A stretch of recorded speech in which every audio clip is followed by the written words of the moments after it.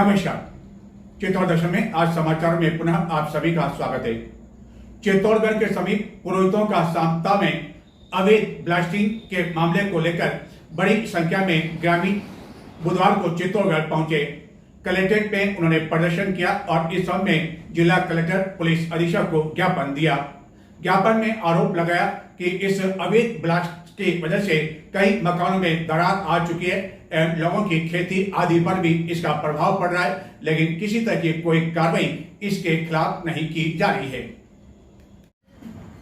चित्तौड़गढ़ तहसील के पुरोहितों का सांवता गांव में रैदास कॉलोनी के पास अवैध हेवी ब्लास्टिंग का आरोप लगाते हुए बड़ी संख्या में ग्रामीणों द्वारा उन्हें हो रहे नुकसान की भरपाई एवं कानूनी कार्रवाई की मांग को लेकर बुधवार को कलेक्ट्रेट पर प्रदर्शन किया।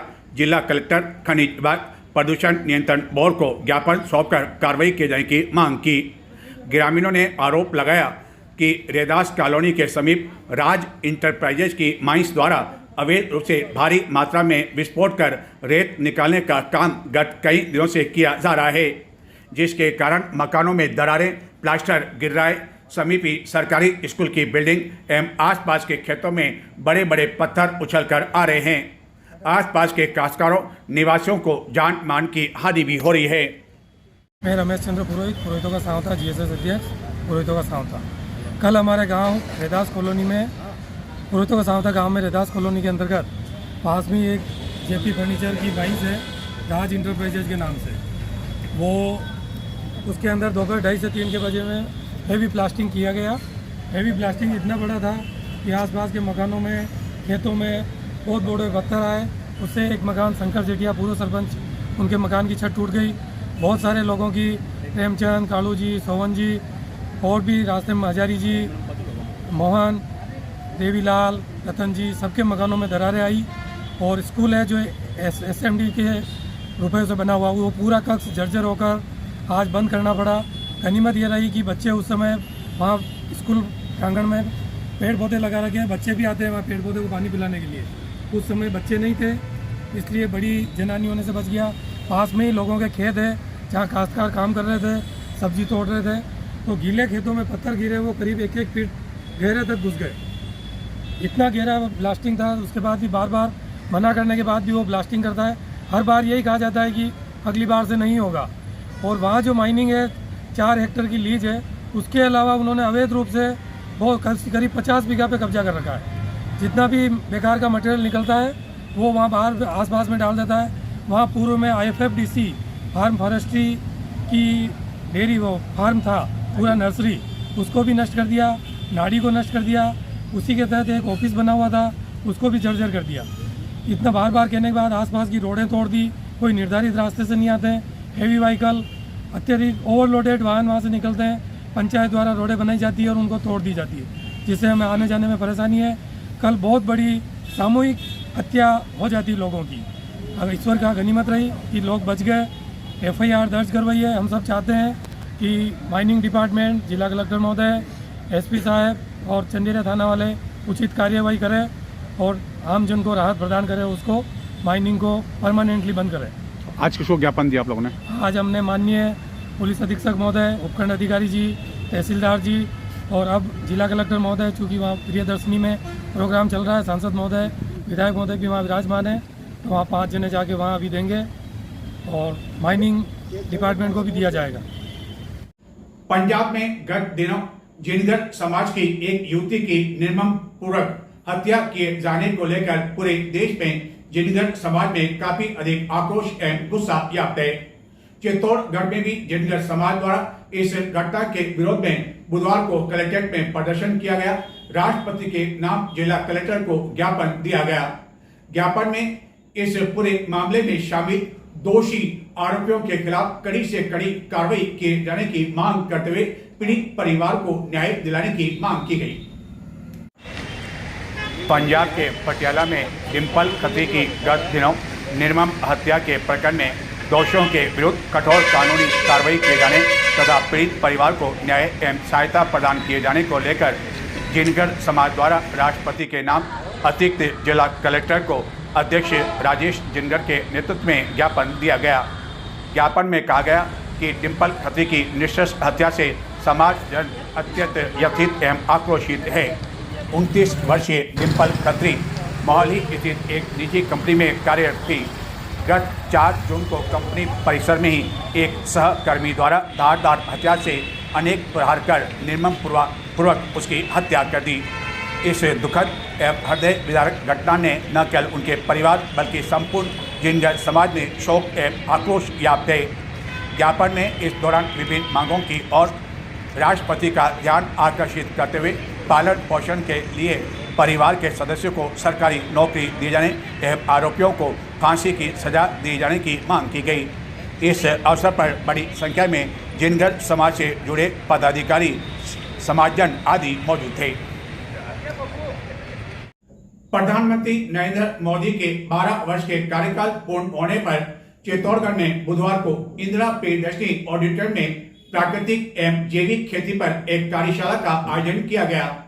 कार्यशाला को चित्तौड़गढ़ के सांसद सीपी जोशी, निम्बाड़ा के विधायक एवं पूर्व मंत्री श्री चंद केपलाई ने संबोधित किया। इस अवसर पर बड़ी संख्या में जिले भर से आए काश्तकार मौजूद थे।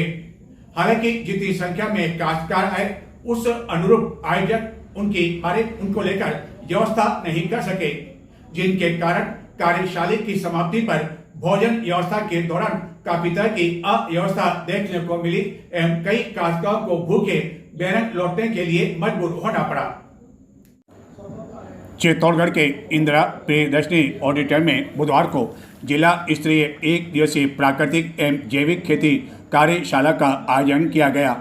यह कार्यशाला प्रधानमंत्री नरेंद्र मोदी के 12 वर्ष का कार्यकाल पूर्ण होने के उपलक्ष्य में किया गया। कार्यशाला में जिले भर से आए किसानों, कृषि विशेषज्ञों एवं जनप्रतिनिधियों ने भाग लेकर प्राकृतिक एवं जैविक खेती को बढ़ावा देने, कृषि लागत कम करने, किसानों की आय बढ़ाने तथा पर्यावरण संरक्षण पर विस्तार से चर्चा की। कार्यशाला में मुख्य अतिथि सांसद सीपी जोशी ने किसानों को संबोधित करते हुए कहा कि प्राकृतिक खेती केवल खेती का विकल्प नहीं बल्कि आने वाली पीढ़ियों के स्वस्थ जीवन का आधार है। इस अवसर पर निम्बाड़ा के विधायक एवं पूर्व मंत्री श्री चंद केपलाई ने कहा कि रासायनिक खाद एवं यूरिया के अत्यधिक उपयोग ने मानव स्वास्थ्य पर गंभीर प्रभाव डाला है। इस कार्यशाला में अन्य कई जनप्रतिनिधि आदि मौजूद थे। इस अवसर पर सार्वजनिक निर्माण विभाग की PMGSY योजना के अंतर्गत निर्मित 15 सड़कों एवं पुलों का लोकार्पण भी अतिथियों द्वारा किया गया। इन कार्यों की लागत 87 करोड़ रुपए से अधिक आई है तथा इसकी लंबाई 108 किलोमीटर से भी अधिक है। इस अवसर पर अतिथियों द्वारा प्राकृतिक खेती संबंधी फोल्डर का विमोचन भी किया गया। कार्यशाला के दौरान विभिन्न विभागों द्वारा प्रदर्शनी भी लगाई गई एवं अन्य कई जानकारी इस दौरान काश्तकारों को दी गई।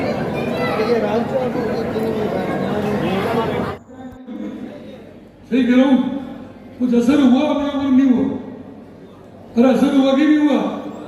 देखो जैविक खेती के बारे में मैं ज़्यादा नहीं समझता, लेकिन थोड़ा बहुत क्योंकि मैं 40-45 साल से किसानों के साथ गाँव का काम कर रहा हूँ, लेकिन कभी कभी मैं इस बात का विचार करता हूँ। सीपी साहब, आज़ादी के पहले हमारे देश की आबादी कितनी थी? मेरे ख्याल से 45 करोड़ के आसपास हिंदुस्तान की आबादी कितनी होगी साहब? 35 करोड़ थी। आज हिंदुस्तान की आबादी 140 करोड़ हो गई। अब आप सोचो जब 35 करोड़ हमारे देश की आबादी थी, उस समय हिंदुस्तान गेहूं हो, ज्वार हो, मक्का हो, हम विदेशों से आयात करते थे। मुझे पता नहीं, मैं छोटा था जब वो लाल गेहूं लाल ज्वार आती नहीं उससे। और आज आजादी के 75 वर्ष के बाद हिंदुस्तान की आबादी 140 करोड़ हो गई और आज हम विदेशों में निर्यात कर रहे हैं। आज धन्यवाद देना चाहिए हमारे देश के लोकप्रिय प्रधानमंत्री मोदी जी, जिनके 12 साल पूरे हो रहे हैं। एक बार आप भी ताली बजाओ, जिन्होंने 80 करोड़ लोगों को, हिंदुस्तान के गरीबों को मुफ्त गेहूं देने की योजना बनाई। गेहूं देने कई योजना है उनकी, सीपी जी बताएंगे, लेकिन चूंकि आज विशेष रूप से जैविक खेती पर चर्चा हो रही है और ये नारायण सिंह जी भी कह रहे थे, पवन जी ने जो बात यहाँ पर कही, मैंने खुद ने भी देखा, धराधन जी MP था जब उसमें कोटा क्षेत्र में आता था, अब CP साहब है, क्योंकि कोटा मोहन जी बिरला का सब लोग सावरिया सेठ को मानते नहीं मानते?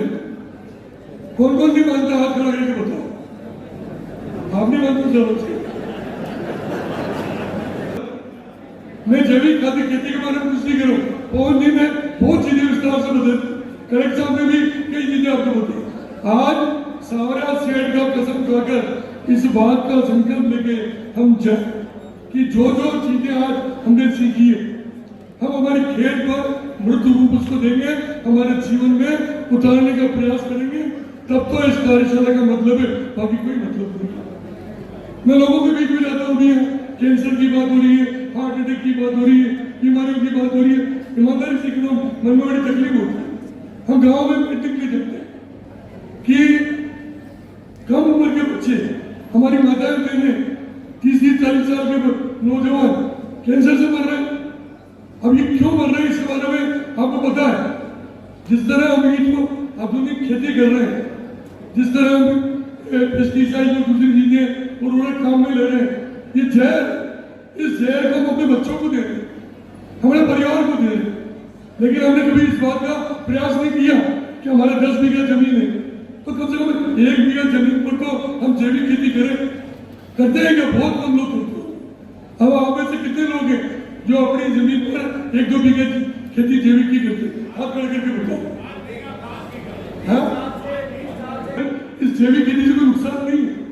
7 साल थोड़ी बड़ी कम होती है, उसके बाद होगा वही उत्पादन में। पहले के जमाने में हमारे 1 बीघा में कितने गेहूं होता था? कितना गेहूं कितना होता था? यहाँ से बसें में लोग महीने में 1-8 ट्रिप चित्तौड़गढ़ जिले के किसान भी अलग अलग क्षेत्र से आए, वहां रात दिन रहे, वहां का काम देखे और फिर अपने क्षेत्र में आकर वो प्रचारक के रूप में न सिर्फ वो काम करे, बाकी अन्य लोगों को भी प्रेरित करने का काम करे। मैं आज कृषि विभाग के बाकी सभी अधिकारियों का धन्यवाद अर्पित करता हूं। मैं जिला प्रशासन का भी धन्यवाद देता हूं कि बहुत अच्छी कार्यशाला आज यहाँ आयोजित हुई। आज हम सब लोग जैविक कृषि के बारे में और प्राकृतिक कृषि के बारे में इतनी देर से लंबी चर्चा कर रहे हैं और पूर्व के सभी वक्ताओं ने इसके लाभ के बारे में, इसकी फायदे के बारे में हम सब लोगों को बताया और आने वाले समय में हमें क्यों इसको अपनाना है, इसके बारे में भी ये चर्चा की।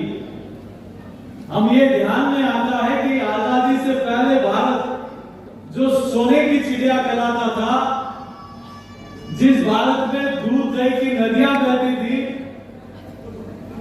उसका जिस भारत में अन्न धन के भंडार भरे थे और जहां पेस्टिसाइड नाम की कोई चीज नहीं थी, दुनिया की अर्थव्यवस्था का एक बड़ा हिस्सा भारत का हुआ करता था।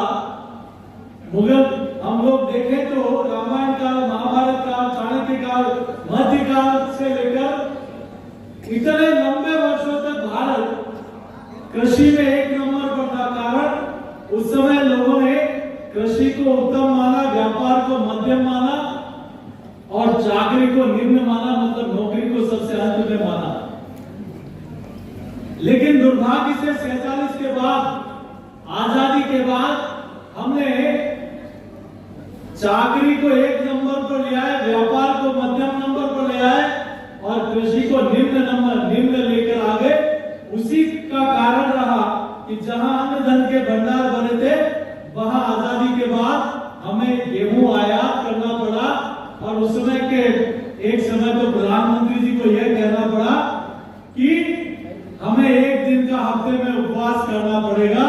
हम सब लोगों ने एक बात भी देखी है, लेकिन आज देश के किसानों के कारण और माननीय प्रधानमंत्री जी के विजन के कारण, जहां आजादी से पहले गेहूं के भंडार भरे थे अन्न धन के, आजादी के बाद गेहूं आयात करना पड़ा।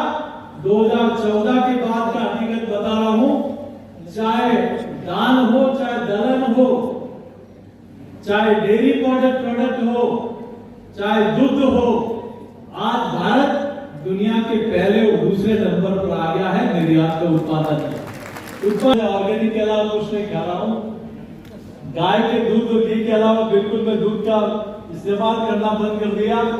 सिंगल यूज प्लास्टिक में पानी और खाना लेना बंद कर दिया। इसलिए कहने की थोड़ी हिम्मत कर रहा हूं कि हम सब लोग कहीं कहीं जिस प्रकार से मैं ताराचंद जी गोयल साहब का धन्यवाद करता हूं, ये बहुत बड़ा प्रकल्प उन्होंने कोटा और पूरे राजस्थान और देश भर में चला रखा है। हम तो आने जाने की व्यवस्था करेंगे, भाई साहब को कहेंगे भोजन की व्यवस्था, रहने की व्यवस्था वहां करेंगे, ताकि हमारा किसान भाई वहां जाकर ऑर्गेनिक खेती कर सके। मेरे ख्याल से कार्यशाला में भाग लेने के लिए जिले भर से कई काश्तकार बुधवार प्रातः 10 बजे ही इंदिरा प्रियदर्शनी ऑडिटोरियम पहुंच गए थे। एवं कार्यशाला समाप्ति के बाद उनके लिए भोजन की व्यवस्था तो की गई थी, लेकिन लाइन इतनी लंबी थी कि कई काश्तकार इस तरह बेरंग लौटते हुए दिखाई दिए। बड़ी संख्या में काश्तकारों के आने के बावजूद आयोजकों द्वारा उस अनुरूप उनके लिए भोजन की व्यवस्था नहीं की गई, जिसके कारण काश्तकार काफ़ी अधिक परेशान हुए एवं कई काश्तकारों को भूखे ही बेरंग लौटने के लिए मजबूर होना पड़ा। कई काश्तकार यह कहते हुए सुनाई दिए कि अन्नदाता के बारे में कार्यशाला में बातें तो काफ़ी कुछ कही गई, लेकिन जब व्यवस्था की बात आई, उनके भोजन की बात आई, तो यहाँ पर व्यवस्था को संभालने के लिए या बेहतर व्यवस्था बनाए रखने के लिए आयोजकों में से कोई भी मौजूद नहीं था। इस तरह यह कई काश्तकार बेरंग यहाँ से रवाना हो गए। इस कार्यशाला में कोटा से खास तौर पर एक विशेषज्ञ को बुलाया गया, जिनके द्वारा कार्यशाला में अपने उद्बोधन से अतिथियों काश्तकारों की तालियां तो जमकर बटोरी। उक्त विशेषज्ञ द्वारा प्रधानमंत्री नरेंद्र मोदी की नीतियों की भी बढ़ चढ़कर चर्चा की गई, लेकिन बाहर स्थिति कुछ इनकी अलग देखने को मिली। कार्यशाला समाप्त होने से पहले ही लगभग आधा घंटे पहले इनकी कार को इनके ड्राइवर द्वारा इस कारण चालू कर दिया गया ताकि जब अधिकारी आए तो वह इसमें गर्मी का सामना नहीं कर सकें और ठंडी ठंडी उन्हें हवा एसी की महसूस हो सके। एक और जहां प्रधानमंत्री नरेंद्र मोदी ईंधन बचाने की अपील कर रहे हैं और उनके 12 वर्ष के कार्यकाल को लेकर ही यह कार्यशाला आयोजित की गई, लेकिन स्थिति बाहर अलग ही देखने को मिली।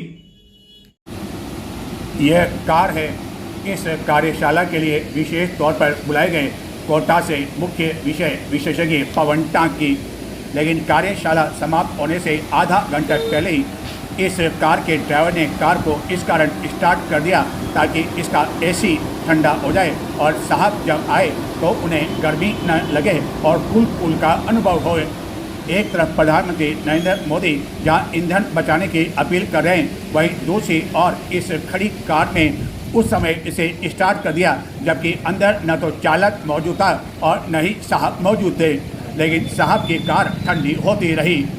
और बाद में कार्यशाला जब समाप्त हुई तो जब साहब आए तो उसको लेकर यह ड्राइवर रवाना हो गया।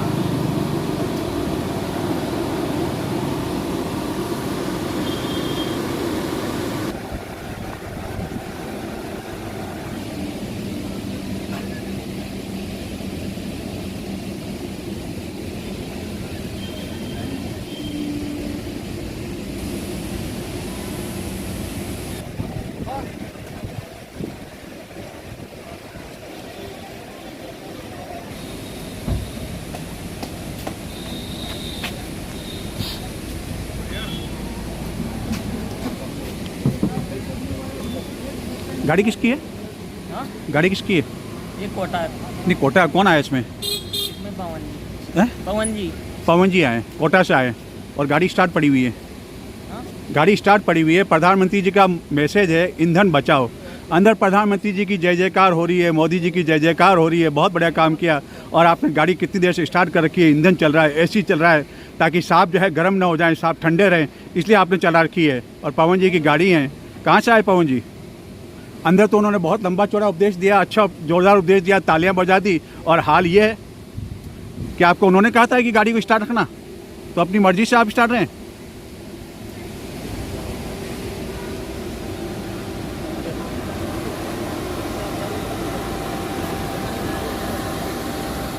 चित्तौड़गढ़ जिले के निम्बाड़ा क्षेत्र में वंडर सीमेंट की एक खनन परियोजना को लेकर बुधवार को पर्यावरण स्वीकृति के लिए जन सुनवाई हुई, लेकिन इस जन सुनवाई के दौरान जमकर हंगामा हुआ।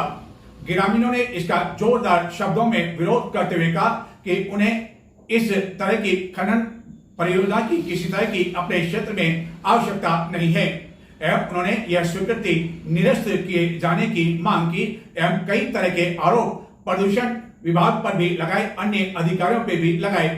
इसी तरह की जन सुनवाई जेके सीमेंट को लेकर बेगू क्षेत्र में हुई थी, वहां भी इसी तरह का विरोध देखने को मिला था। आरटीआई लगाए हुए 1 महीना हो गया, लेकिन यही रिपोर्ट कोई देने को तैयार नहीं और गेट पे आदमी बिठा रखे, कौन जा रहा है ऊपर कौन नहीं आ रहा उसका नाम लिखो। आज से 10 साल पहले हम भी जाते थे ऑफिस में, लेकिन कोई वहाँ बैठने वाला था, पूछने वाला नहीं था। लेकिन अभी तो हमें पूछता है किससे मिलना है, क्यों मिलना है। पॉल्यूशन बोर्ड का अधिकारी हमारे जिले का अधिकारी है और हम यहाँ के नागरिक हैं, इसलिए बेधड़क जैसे उपखंड अधिकारी से मिलने जाते हैं, जैसे आपसे मिलने आ सकते हैं। ये बाध्यता क्यों?